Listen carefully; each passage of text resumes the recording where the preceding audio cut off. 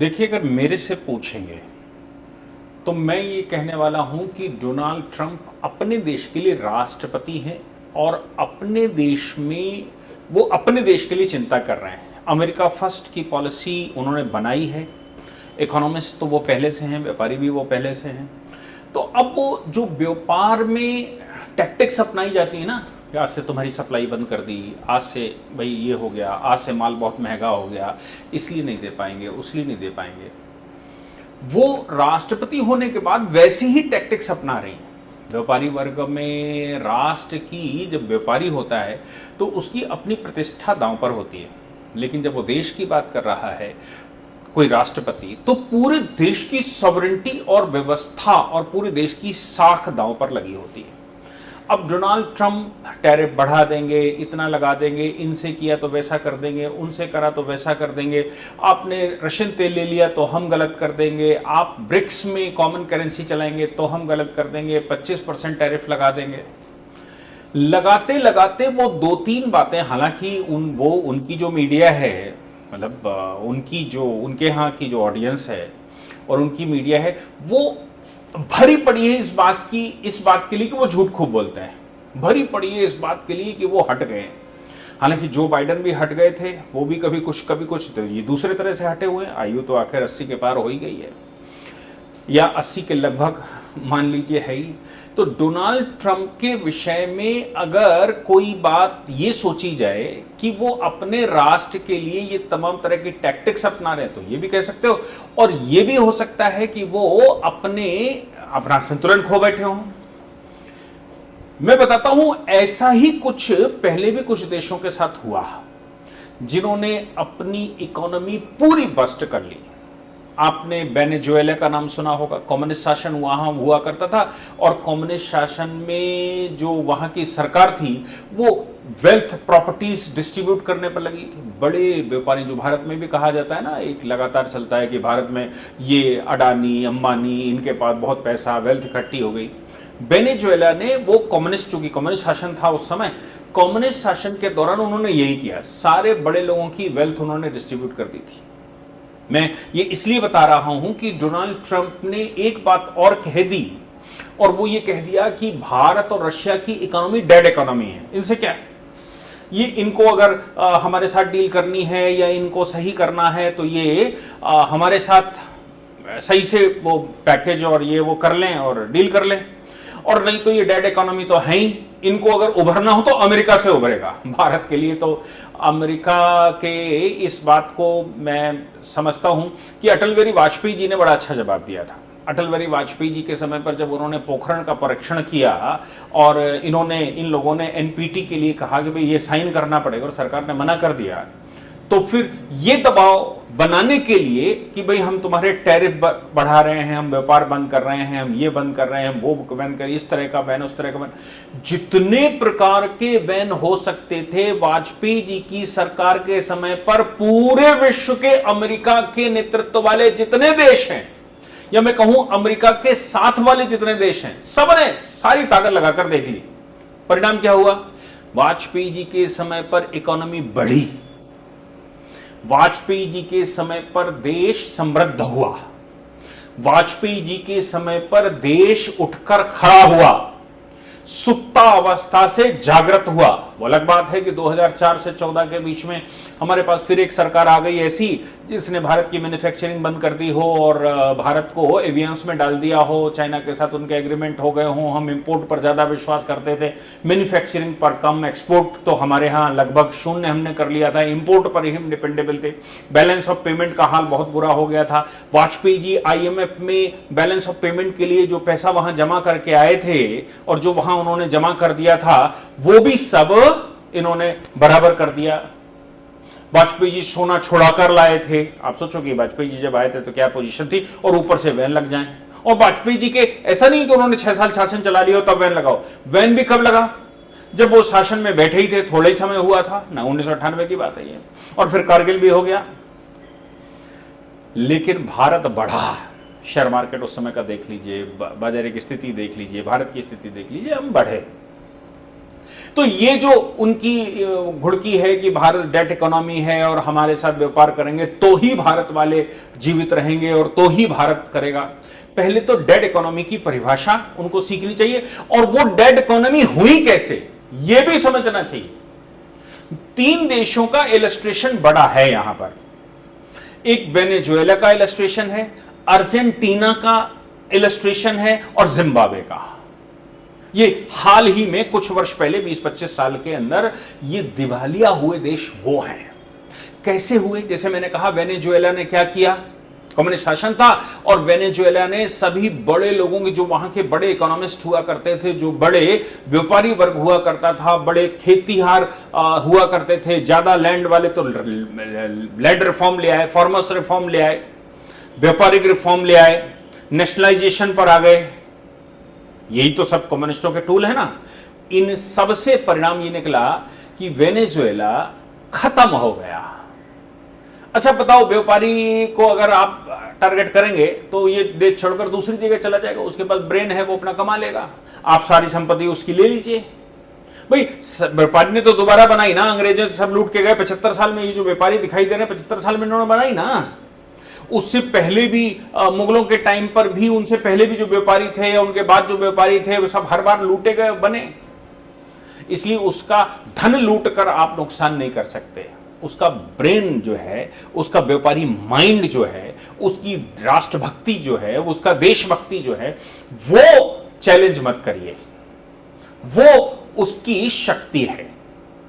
तो इसलिए वेनेजुएला खत्म हो गया। जिम्बाब्वे ने क्या किया, वो अर्जेंटीना ने क्या किया, चूंकि अर्जेंटीना वहीं लगा हुआ है तो उसने कहा कि यूएस डॉलर और अर्जेंटीनी जो करेंसी है दोनों बराबर रहेंगे, 1/1 रहेंगे, और वैन लगा देगी साहब, करेंसी 1/1 रहेगी। आप देश में व्यापार कर नहीं पा रहे, आप काम कर नहीं पा रहे, आप धन पैदा नहीं कर पा रहे, आपके पास बिजनेस नहीं है, आपके पास ऐसे लोग नहीं हैं, आपके पास ऐसी पॉलिसी नहीं है, आपके पास ऐसे रिफॉर्म नहीं है, आपके पास नरेंद्र मोदी जी जैसे नेता भी नहीं है, तो कैसे बढ़ेगा?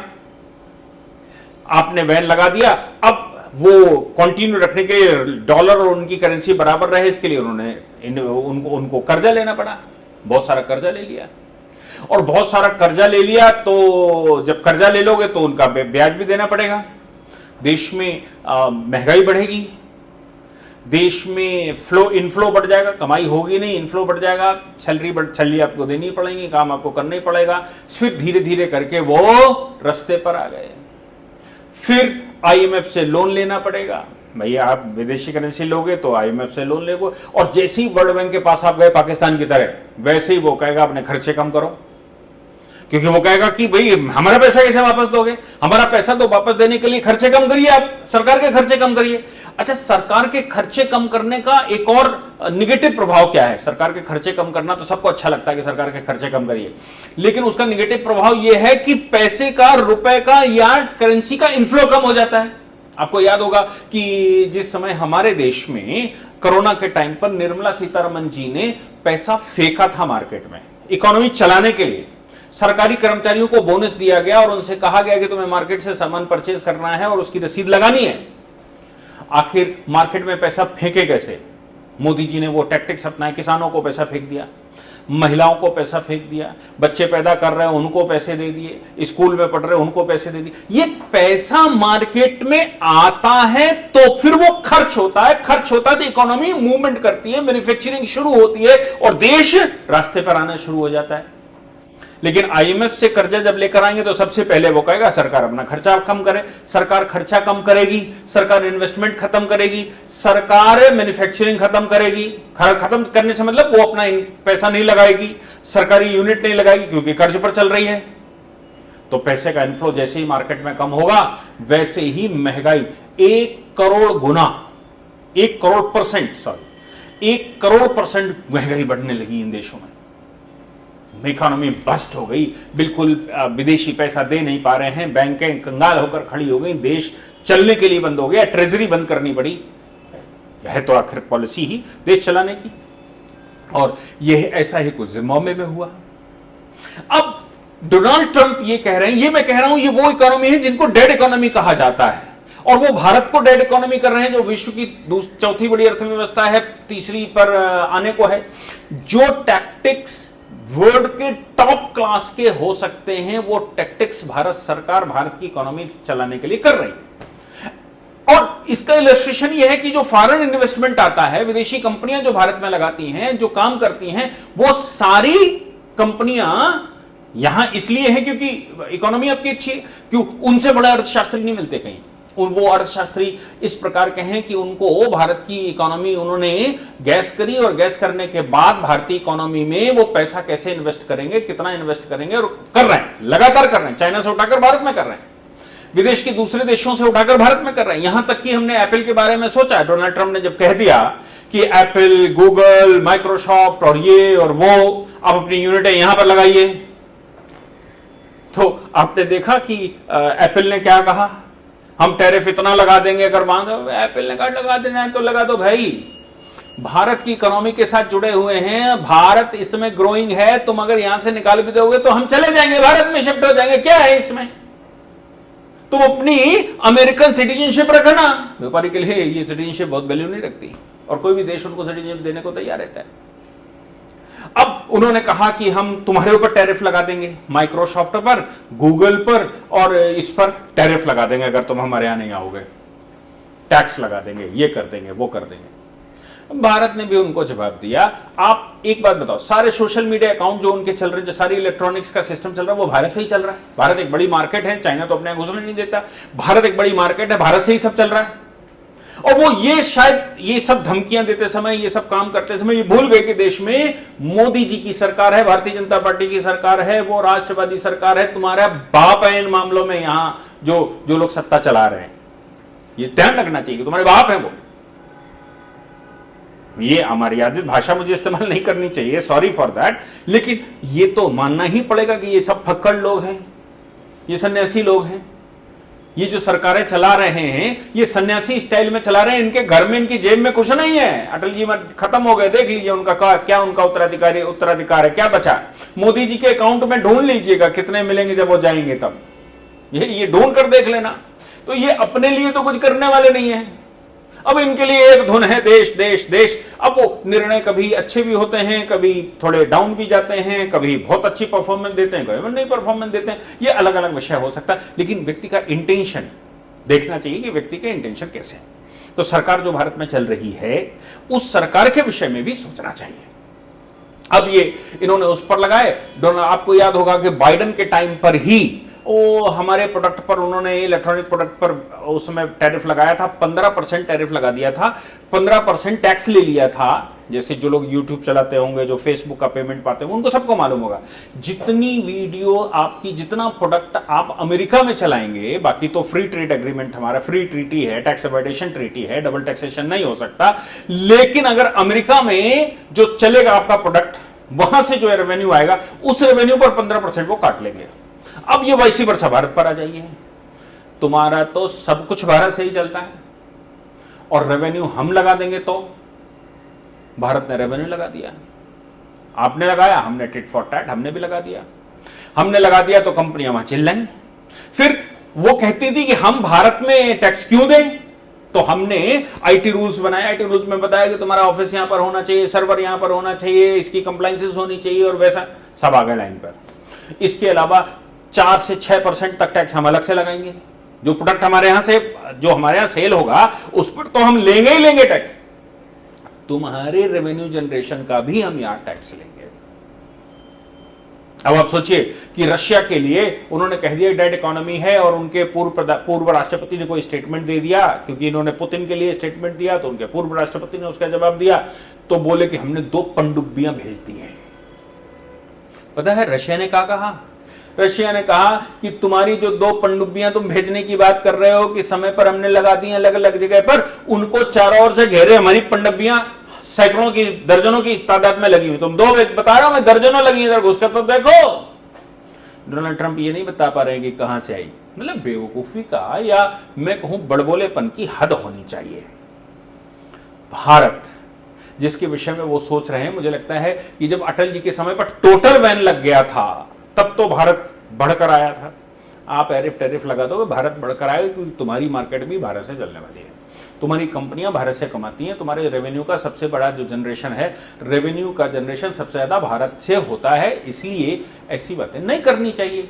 लेकिन डोनाल्ड ट्रंप के जो एस्पिरेशन है उसको सैल्यूट करना चाहिए कि वो सब कुछ अपमान झेल रहे हैं, वो झूठे कहला रहे हैं, वो पागल बोले जा रहे हैं, उनकी मीडिया अपना उनका बैंड बजा रही है, लेकिन अमेरिका फर्स्ट की पॉलिसी के लिए वो टैरिफ आए साए बाएं जो कुछ कर पा रहे हैं सब बक रहे हैं, लेकिन अमेरिका को बचाना चाहते हैं। क्यों? क्योंकि अमेरिका ऑलरेडी, ये सोचने का विषय है, क्योंकि अमेरिका ऑलरेडी रिसेशन की कगार पर खड़ा हुआ है, और जितने टैरिफ वो लगाएंगे उतने उनके देश में सामान महंगा होगा, जितना उनके देश में सामान महंगा होगा उतने लोग वहां से जो टेक्नोक्रेट्स हैं वो निकलकर दूसरे देशों में शिफ्ट करेंगे, टेक्निकल कंपनियां हैं दूसरे देशों में अपनी कॉस्ट बचाने के लिए शिफ्ट करेंगी, और वो चाहते हैं कि ये सब यहां बनाना शुरू करें।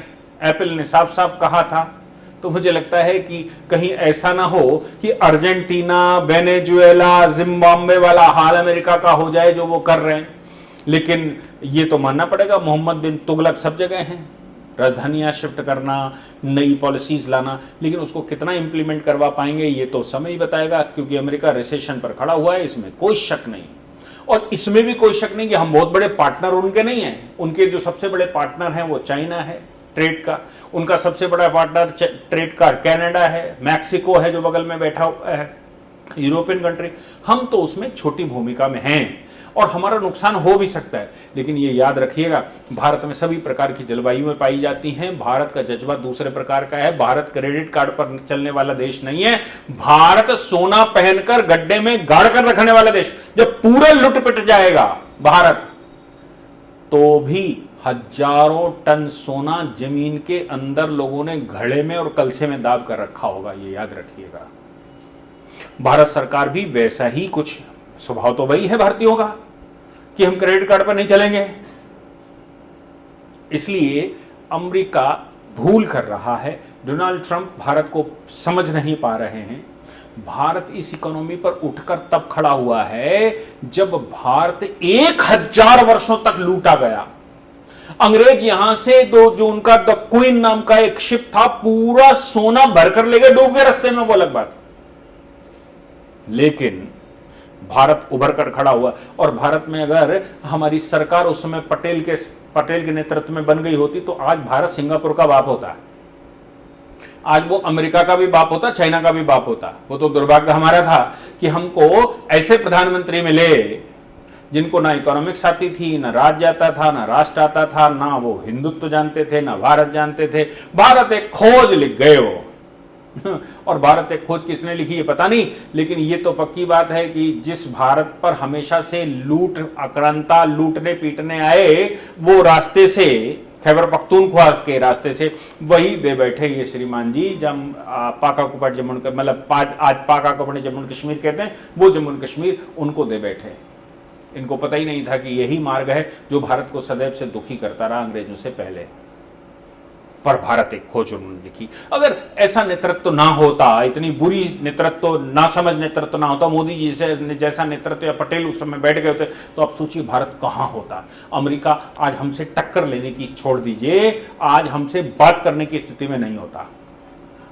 लेकिन फिर भी रास्ता तो खुल ही गया है और वो बौखलाए हुए हैं, वो आए साए बक रहे हैं, वो बॉल तो फेंक रहे हैं, सब बाउंसर मार रहे हैं और इधर से सब छक्के लग रहे हैं। और बाउंसर भी हो सकता है कि वो 9 बॉल चौवा दे दे, 5 रन दे। इतनी भयंकर बाउंसर आप मार रहे हो कि वो अपने आप ना कोई छू पाए ना कर पाए और 5 दे दे, और मारिए बाउंसर। मुझे लगता है कि डोनाल्ड ट्रंप जी को भाई सोचना, या उनके इकोनॉमिस्ट या उनके एडवाइजर्स क्या कैसे समझा रहे हैं ये पता नहीं है, लेकिन वो बाउंसर तो मार रहे हैं।